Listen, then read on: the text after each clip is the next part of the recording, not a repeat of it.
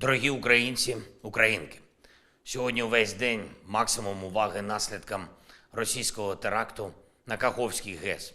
Dear Ukrainians, today maximum attention is paid to the consequences of the Russian act of terrorism at the Kakhovka hydroelectric power plant.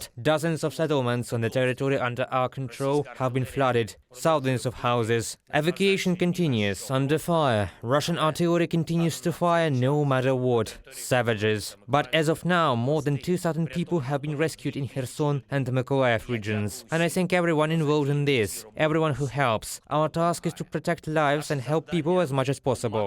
The situation in the occupied part of Kherson region is absolutely catastrophic. The occupiers simply abandoned people in these terrible conditions, without rescue, without water, just on the rooftops in flooded communities. And this is another deliberate crime of Russia. After the terrorist state has caused a disaster, it also maximizes the damage from it. Now we need a clear and quick response from the world to what is happening. It is even impossible to establish for sure how many people in the temporarily occupied territory of Kherson region may die without rescue, without drinking water, without food, without medical care. Our military and special services are rescuing people as much as it is possible, despite the shelling. But large-scale efforts are needed. We need international organizations, such as the International Committee of the Red Cross, to immediately join the rescue operation and help people in the occupied part of Kherson region. Each person who dies there is a verdict on the existing international architecture and international organizations that have forgotten how to save lives. If there is no international organization in the area of this disaster now, it means that it does not exist at all. This is incapable of functioning. All the relevant appeals from Ukraine and our government are in place. Many world leaders, head of states, governments, and interstate associations have expressed their support for Ukraine and clear condemnation of the Russian crime of ecocide. I'm grateful for this principled approach. Together we must bring the occupiers to justice. They have controlled the dam and the entire hydroelectric power plant for more than a year. Russian propagandists were seriously and openly discussing this very scenario of a man-made disaster which they caused. Last fall, we warned the world about Russia's mining of the Kakhovka hydroelectric power plant. We called both sending an international observation mission to Kakhovka and demining the units and all the plant's facilities. Unfortunately, the world's attention was not enough to ensure all this. Now we must focus the world's attention on eliminating the consequences of another catastrophe caused by Russia, and we must prevent further destructive activity of the occupiers. I had several important international conversations today. Turkish President Erdogan, I briefed him on the situation in the flooded areas, our rescue operations, and urgent needs to help people. Of course, we also discussed the risks of the Zaporizhia NPP, which is still under the control of the occupiers. We have an agreement with the head of the IAEA to intensify the work of IAEA representatives at the plant, but it is clear that as long as the occupiers are there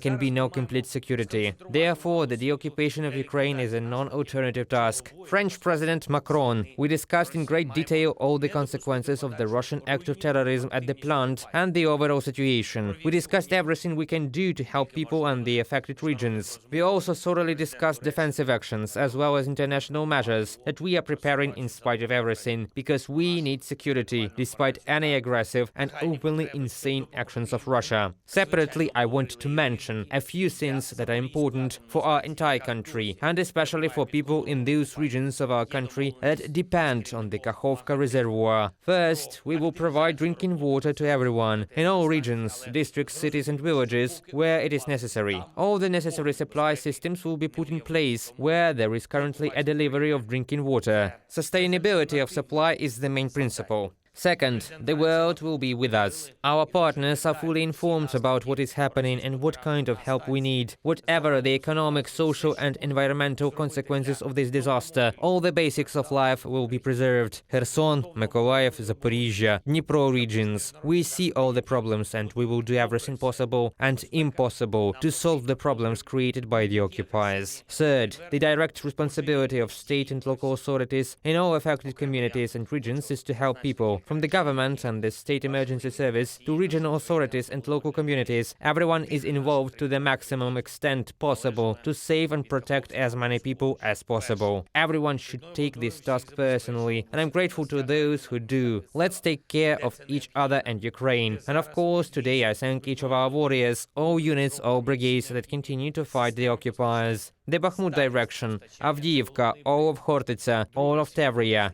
Great job. No matter what, every day should be a day of destruction of the enemy. Glory to all our heroes. Glory to all who care about Ukraine and Ukrainians. Glory to Ukraine. Слава Україні!